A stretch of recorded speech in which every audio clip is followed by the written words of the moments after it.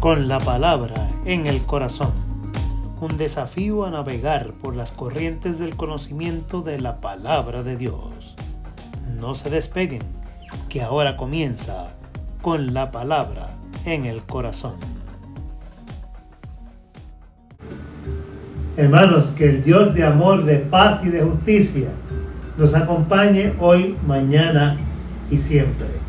Este es su hermano y amigo Richard López, que junto a mi esposa Sandra Torres, cada semana estamos ofreciéndoles las lecciones bíblicas de nuestra iglesia, siempre con la palabra en el corazón. La semana pasada no pudimos presentar la lección debido a unos problemas familiares, realmente unas situaciones. Perdimos a dos de mis tías, las últimas que me quedaban en la misma semana, hermanas de mi mamá, así que estuvimos involucrados en esta situación, así que rogamos al Dios Todopoderoso por el consuelo y la paz de nuestra familia, que en esta semana perdimos nuestras últimas dos tías. Pero seguimos hacia adelante, porque el consuelo del Señor siempre nos acompaña y está con cada uno de nosotros. Quisiéramos hoy ver la lección número 14.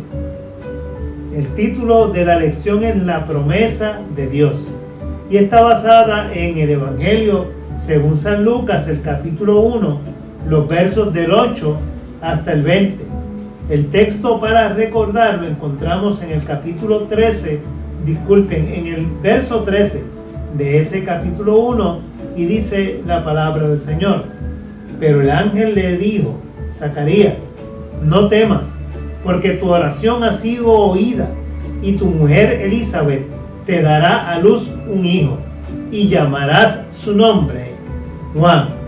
Bendito el nombre del Señor. Estamos entrando en las lecciones que son propiamente de esta época de Adviento, la época de Navidad, la época en que celebramos el nacimiento del niño Jesús, Dios con nosotros, Emmanuel, que habitó entre nosotros para que nosotros pudiésemos conocer quién verdaderamente es Dios a través de la vida y los milagros obrados por el Señor, nuestro Salvador Jesucristo. Los objetivos para esta lección son los siguientes: afirmar la veracidad de las promesas divinas, recalcar que podemos vencer el escepticismo y repasar eventos centrales en la vida y el ministerio de Jesús de Nazaret. En el vocabulario, como siempre contienen estas lecciones, tenemos dos palabras. El primero es Herodes. Herodes, rey de Judá, nombrado como tal en el año 40 a.C. por el Senado romano con el apoyo de Marco Antonio. Gobernó Judea hasta su muerte en el año 4 a.C. A pesar de tener título de rey, estaba bajo la autoridad primero de la República y después del Imperio Romano. La historia lo recuerda como Herodes el Grande, para distinguirlo de su hijo Herodes Antipas y de su nieto Herodes Agripa I y de su bisnieto Herodes Agripa II. Como vocabulario tenemos la segunda frase: no beberá ni vino ni sidra. Esta frase es una referencia a número 6, el capítulo donde encontramos la explicación de lo que significa hacer un voto de nazireato o de nazareato. Implica que Juan había de ser nazareo durante toda su vida.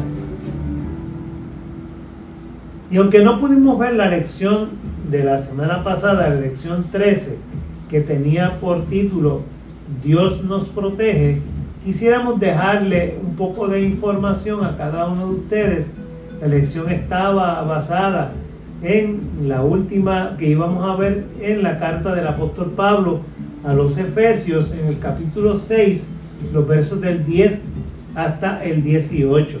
Allí nosotros tenemos la descripción de cómo ve la armadura que utilizaba el soldado romano y cómo Pablo la compara con la vida cristiana y cómo Dios nos defiende a cada uno de nosotros con las distintas armas que nosotros tenemos, que son las armas de la fe de cada uno de nosotros, y compara así cada parte de esa armadura, como el casco, lo que protegía el pecho, la espada, el cinturón, el escudo, y cada una de estas partes de la armadura eran utilizadas simbólicamente por Pablo, para representar una arma en contra del enemigo. Así que tenemos esa figura que les voy a dejar a manera de un repaso de lo que significa la armadura del cristiano. Y es importante porque todo esto asigna un valor simbólico a la armadura del soldado, como ya hemos explicado, equivalente a esos poderes divinos con que el cristiano cuenta para vencer la oposición de los señores de este mundo contra Cristo, y que nosotros sabemos que son muchos los enemigos que tenemos y que la iglesia tiene, y que debemos estar bien preparados, así como el soldado iba a la batalla con toda su indumentaria y todos sus instrumentos de guerra. Así nosotros también debemos estar bien preparados para enfrentar la oposición a la iglesia de Cristo que hay en el mundo de hoy. Eso era la lección de la semana pasada, pero ustedes tanto en la Biblia como en el leccionario y a través de esta imagen que les dejo pueden hacer un repaso de lo que esa lección nos quería enseñar. En la lección de hoy, como bien hemos dicho, estamos hablando ya del evento del nacimiento de Cristo, tal y como lo narra el Evangelio según San Lucas. No sabemos a ciencia cierta si el Evangelio de Lucas está dedicado a una persona, aunque él lo dedica a un tal Teófilo. Pero Teófilo significa amigo de Dios, es lo que significa esa palabra. Así que podría ser una palabra o una persona real, o podría ser una persona metafóricamente hablando, o podría de otra manera significar todas aquellas personas que son amigas de Dios, a quienes va dirigido el Evangelio, que tiene un enfoque principalmente para el pueblo griego o para los gentiles, principalmente a donde está dirigido el Evangelio y el enfoque de Lucas cuando escribe este libro para la iglesia que tenemos hoy. Lucas comienza, a diferencia de Mateo, que comienza con la genealogía de Jesús, a diferencia de Marcos, que comienza con el ministerio de Juan el Bautista, a diferencia de Juan, que comienza con todo un preámbulo teológico acerca de la divinidad de Jesús. Lucas comienza hablándonos del sacerdote Zacarías y de su esposa Elizabeth, y hace toda una narración acerca de cómo un ángel se le aparece a Zacarías y cómo le anuncia el nacimiento de quien sería Juan el Bautista. Ahí un ángel le revela los planes que Dios tiene para él y para el hijo que iba a nacer. Sin embargo, nosotros vemos cómo Zacarías se muestra un poco incrédulo ante el mensaje que está recibiendo. Y ese es precisamente uno de los temas que toca la lección de hoy, de cómo Dios nos habla y cómo, a pesar de que Dios habla, el hombre a veces sigue siendo incrédulo. Vamos al pasaje de la palabra de Dios, que lo encontramos en Lucas capítulo 1, los versos del 8 hasta el 11. Leemos en el nombre del Padre, del Hijo y del Espíritu Santo. Amén. Aconteció que, ejerciendo Zacarías el sacerdocio delante de Dios según el orden de su clase, conforme a la costumbre del sacerdocio, le tocó en suerte ofrecerle incienso, entrando en el santuario del Señor. y toda la multitud del pueblo estaba afuera orando a la hora del incienso. Y se le apareció un ángel del Señor puesto en pie a la derecha del altar del incienso. Y se turbó Zacarías al verle, y le sobrecogió temor. Pero el ángel le dijo: Zacarías, no temas, porque tu oración ha sido oída, y tu mujer Elizabeth te dará a luz un hijo, y llamarás su nombre Juan. Y tendrás gozo y alegría, y muchos se regocijarán de su nacimiento, porque será grande delante de Dios. No beberá vino ni sidra, y será lleno del Espíritu Santo, aún desde el vientre de su madre. Y hará que muchos de los hijos de Israel se conviertan al Señor Dios de ellos. E irá delante de él con el espíritu y el poder de Elías, para hacer volver los corazones de los padres a los hijos, y de los rebeldes a la prudencia de los justos, para preparar al Señor un pueblo bien dispuesto. Dijo Zacarías al ángel: ¿en qué conoceré esto? Porque yo soy viejo y mi mujer es de edad avanzada. Respondiendo el ángel le dijo: yo soy Gabriel, que estoy delante de Dios, y he sido enviado a hablarte y darte estas buenas nuevas. Y ahora quedarás mudo y no podrás hablar hasta el día en que esto se haga, por cuanto no creíste mis palabras, las cuales se cumplirán a su tiempo. Como todo sacerdote, Zacarías era de la tribu de Leví. Lo interesante y lo curioso es que su esposa era también descendiente de la tribu de Leví. Así que ambos eran descendientes de la tribu de Leví, y se menciona que Elizabeth era descendiente, era de las hijas de Aarón. También se menciona que habían alcanzado una edad avanzada y que no habían podido tener hijos. Así que miramos en la historia como varias de las parejas prominentes de la escritura tuvieron esa dificultad. Abraham y Sara, que tuvieron también esa dificultad y tuvieron y concibieron a una edad muy avanzada.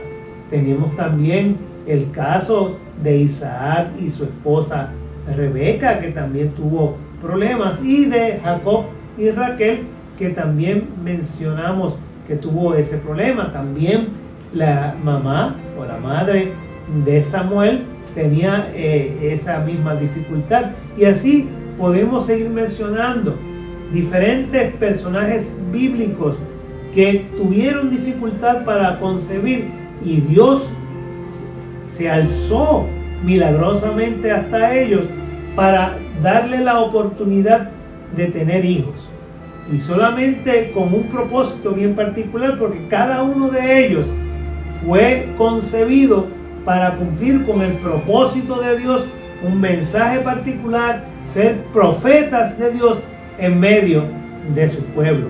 De esta misma manera vemos cómo se levanta Dios en medio de esta pareja del sacerdocio de Israel para levantar un poderoso profeta en medio de Israel. Sin embargo, nosotros vemos cómo ellos eran rechazados, porque a pesar de que la Biblia menciona que eran personas temerosas de Dios, personas cumplidoras de la ley tal y como había sido escrito y estipulada por Dios, escrita por Moisés y los demás que alrededor del tiempo se ocuparon de transcribir esa ley y enseñarla, a pesar de que ellos eran fieles, los fariseos los veían como personas que, habían sido marcadas, eran maldecidas en un sentido, porque para aquella época no tener hijos era una maldición. Así que ellos, a pesar de que eran fieles, cumplían con todo lo que el Señor había puesto, sobre todo Zacarías, que cumplía muy bien con su trabajo de sacerdote. No eran bien vistos en aquella sociedad debido a que no habían podido tener hijos. Y era así porque esa es la concepción que tenían en aquella época en que estamos analizando esta lectura bíblica. Así que de otra forma también vemos cómo a Zacarías le toca servir en el templo. Es interesante porque había tantos y tantos sacerdotes en Israel que no todos podían servir al mismo tiempo. Era imposible que sucediera así. Y es curioso porque hoy a veces en nuestras iglesias escasea el pastorado, escasean las personas con vocación ministerial. Sin embargo, aquí nosotros vemos cómo en Israel habían tantos sacerdotes que tenían que turnarse durante el año para servir solamente 2 semanas en todo el año. Dentro de estas 2 semanas, a Zacarías tuvo el privilegio de poder encender el incienso, que era representativo de las oraciones que el pueblo elevaba para Dios. Así que en este momento el sacerdote entraba solo al lugar santo, a donde solo hasta allí podían entrar los sacerdotes, aquellos designados para encender el incienso y llevar los panes y tener toda la mesa que delante del lugar santísimo siempre estaba preparada. Así que en aquel lugar, en esta ocasión, le tocó a Zacarías este servicio. Así que en ese momento y haciendo ese trabajo, mientras el pueblo, dice la Escritura, se mantenía afuera orando, él recibió esta visión del Señor. Estaba él ofreciendo los sacrificios, él estaba allí dedicado a la tarea del Señor. Claro, también se menciona en la historia que además de ellos ejercer el sacerdocio solamente 2 semanas al año, el resto del tiempo tenían que trabajar y tenían que buscar de dónde entonces mantener a su familia. La mayoría de ellos se convertían en carniceros porque como eran los que ofrecían sacrificio en el templo, sabían cómo trabajar con los animales y terminaban siendo los carniceros del pueblo. De todos modos, aquí, a pesar de eso, vemos a un hombre temeroso de Dios que está delante del altar de incienso recibiendo una visión especial de Dios, un llamado especial de Dios. Y estaba allí encargado, estaba allí simplemente en contemplación. Y mientras estaba haciendo esto, el Señor se le presenta. Se le aparece y le dice: mira, es el momento donde Dios te ha escuchado. Es el ángel del Señor mismo que está delante de él y le da un mensaje. Y dentro de ese mensaje, primero le dice: no temas. Y ese no temas es el mismo mensaje que Dios le daba a los profetas en el Antiguo Testamento. Es el no tema que afirmaba la presencia de Dios con cada uno de ellos. Es el no temas que Dios le declaró a Moisés cuando le designa para la tarea de dirigir a su pueblo y sacarlo de Egipto. Es el no temas que también Dios le declara a Josué y le dice: como estuve con Moisés, también estaré contigo. Solamente esfuérzate y sé muy valiente. Es el no temas en el llamado de Isaías. Es el no temas en el llamado de Jeremías. Es el no temas en el llamado de Ezequiel. Es el no temas en cada uno de los llamados que Dios le hace a los profetas y les encomienda esa tarea particular de llevar su palabra a un pueblo que necesitaba transformar su corazón. En esta ocasión, Dios le dice a Zacarías: no temas, porque tengo un mensaje especial de parte de Dios para ti. ¿A cuántos de nosotros no se nos conmueve el corazón cuando Dios nos dice: tengo algo para ti, algo especial? un mensaje particular que llenará tu vida de gozo. Alabado sea el nombre del Señor por todas esas experiencias en las que Dios ha estado con nosotros, que nos ha hablado, que nos ha enviado y que nos ha asegurado que nuestra situación no durará mucho, sino que estamos en medio de una oportunidad donde Dios se acerca a cada uno de nosotros. Y Dios nos dice, no temas, no temas. Lo segundo que le dice, no solamente que Dios le ha favorecido, que Dios se acerca a él, que Dios le ha escuchado. Le afirma, Dios ha escuchado tu oración. Y cuando le dice Dios ha escuchado tu oración, lo que le está diciendo es Dios concederá la petición que tú has hecho. La petición que tú y tu esposa han estado presentando delante de Dios será concedida.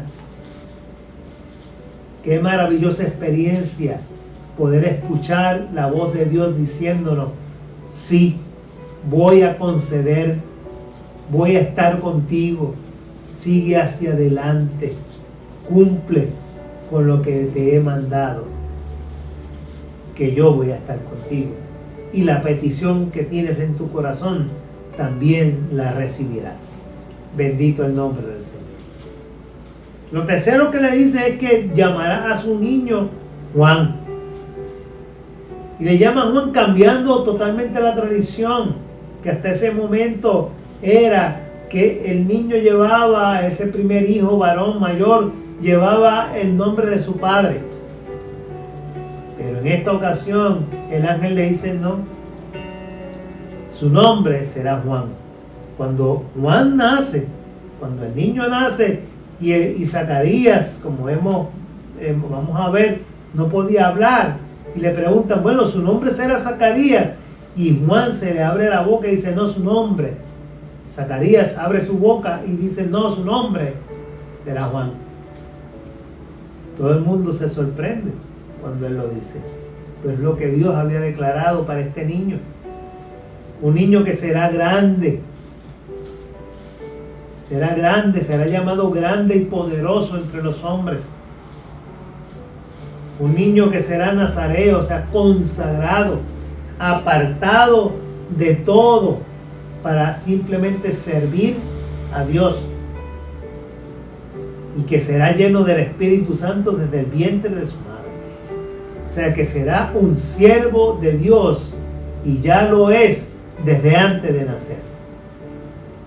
Qué privilegio, qué maravillosa experiencia está teniendo este hombre de Dios.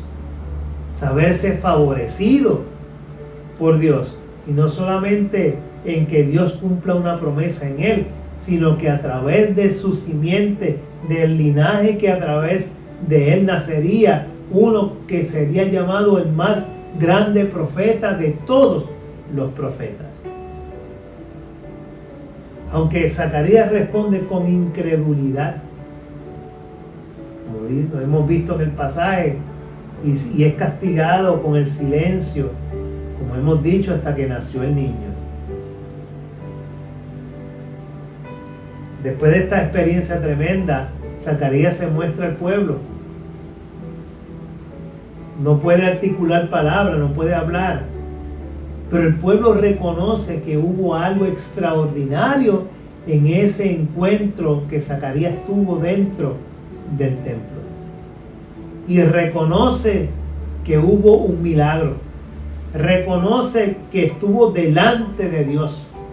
Y el pueblo alabó a Dios por la experiencia que, aunque no conocían cuál era, sí pudieron discernir y reconocer que tuvo Zacarías allí dentro. El texto que estamos estudiando afirma de hecho que así fue. Lucas, cuando está introduciendo su evangelio, dice que ha estudiado meticulosamente y ha indagado sobre la vida de Jesús Y afirma Lucas que son cosas ciertísimas. Todas son veraces. Lo que nos dice a cada uno de nosotros la importancia que tiene la verdad. La importancia que tiene la palabra. La importancia que tiene en nuestras vidas siempre hablar con la verdad. Reconocemos que en nuestros tiempos la verdad, miren, está en precario. Y que son muchos los que no utilizan la verdad. Porque el mundo cree en estos días que la verdad es relativa. Ya no creen en verdades absolutas. La Biblia señala verdades absolutas. Por eso es que no quieren saber de la Biblia y de la palabra de Dios. Porque el mundo habla de verdades relativas, o la verdad es relativa a cada quien. O sea, cada quien puede tener su verdad. Cada quien puede ver a Dios a su manera. Cada quien puede acercarse inclusive a la Biblia a su forma de ver y pensar. Y en vez de acomodar la Biblia, la verdad de Dios a su vida, tratan de acomodar su vida a la verdad que está escrita ya en la palabra de Dios. Entonces la acomodan y tratan de que su vida tergiversada, pecaminosa y alejada de Dios, tratan de acomodarla para que la Biblia diga lo que no dice, para de alguna manera justificar la vida que tienen ellos. Pero la misma palabra nos dice que la palabra del Señor no puede ser cambiada, ni una jota ni una tilde. Y cuando menciona esto es porque son los términos más pequeños dentro de la gramática hebrea, lo más insignificante dentro de esa gramática. Te dice que ni aun eso puede ser cambiado y será cambiado, porque la palabra de Dios es vida y provoca en nosotros una transformación tal que hace que nosotros miremos las cosas desde otra manera, desde otra perspectiva. Pero el mundo no quiere pensar así, por eso es que se nos hace difícil predicar y enseñar la palabra de Dios, porque cada quien quiere verla a su manera. Y eso es lo que lo hace difícil. Pero Dios sigue hablando. Dios habló en el pasado de muchas maneras, particularmente por medio de los profetas, como hemos dicho. Y sigue hablando. Habló a través de Cristo. Y Cristo es la palabra encarnada de Dios. Hebreos capítulo 1, los versos 1 y 2 lo recalcan. Es la palabra definitiva de Dios. Y recalcamos, es la palabra de Dios hecha carne. Eso es Cristo. El Evangelio de Juan lo afirma de esa manera. Y Cristo nos legó a nosotros la palabra, la Biblia. Y esa Biblia, esa palabra de Dios contenida en la Biblia, nos sigue hablando a cada uno de nosotros. Y Dios habla a través de ella. Porque es palabra divina, es palabra poderosa. Por eso el apóstol Pablo en Romanos dice que la palabra de Dios es dinamita. Es poder de Dios para todo aquel que cree. Está escrita para guiar a la humanidad a la salvación. Está escrita para que nosotros entendamos que el Cordero de Dios quita el pecado del mundo y nos acerca al Dios el Padre. Está escrita para que entendamos que en una época como esta, Dios se humanó, se hizo hombre, habitó entre nosotros, para que nosotros pudiésemos alcanzar la salvación preparada por Él desde el principio de la eternidad. Ese es nuestro Dios. La palabra está escrita y nos llama. y a través de ella Dios llama y comisiona a personas de fe para llevar a cabo las tareas particulares para el reino de Dios, para su reino. Nosotros podemos dudar, y miren, todos nosotros dudamos, porque nuestro estado emocional puede cambiar. A veces estamos espiritualmente agotados, y eso es natural, somos seres humanos. Los líderes podemos deprimirnos, y se deprimen, claro que sí. Muchos líderes religiosos caen en estados depresivos, abrumados por las muchas responsabilidades que enfrentan, porque están bregando con vidas, y se carga lo que hoy llamamos la fatiga por compasión, que es esa carga emocional, ese peso abrumador de estar trabajando con los problemas y las dificultades de los demás. Claro que podemos caer en esos estados. Sin embargo, sabemos que aquellos que son fieles a Dios pueden superar todas estas cargas, todas estas situaciones. Pueden superar el escepticismo. Podemos confiar en el Dios que habla, en el Dios que comisiona y en el Dios que envía. En el Dios que salva, en el Dios que sana y en el Dios que dijo que estaría con nosotros todos los días hasta el fin del mundo. Alabamos el nombre del Señor. Quisiéramos resumir esta lección de la siguiente manera. Las ideas centrales de esta lección son: Lucas presenta la narrativa de la anunciación del nacimiento de Juan. En este caso, el ángel Gabriel anuncia la llegada del niño a su padre Zacarías. Los temas centrales de esta clase son las promesas divinas y la incredulidad humana. Por medio de su exposición histórica, Lucas nos invita a confiar en las promesas de Dios y a vencer la incredulidad que nos agobia. El tema de la verdad es muy importante, aunque debemos reconocer que está en precario en nuestros días. Las sociedades contemporáneas creen que la verdad es relativa, que cada cual tiene su verdad. El Dios que se ha revelado a nosotros a través de las Sagradas Escrituras, de la historia de Israel y de la persona de Jesucristo, es un Dios que habla. Ha hablado en el pasado y continúa hablando. Dios llama y comisiona a personas de fe para llevar a cabo tareas particulares para su reino. Y las personas fieles a Dios pueden superar el escepticismo para confiar en el Dios que habla, que comisiona y que envía. Vamos a elevar una oración al Señor.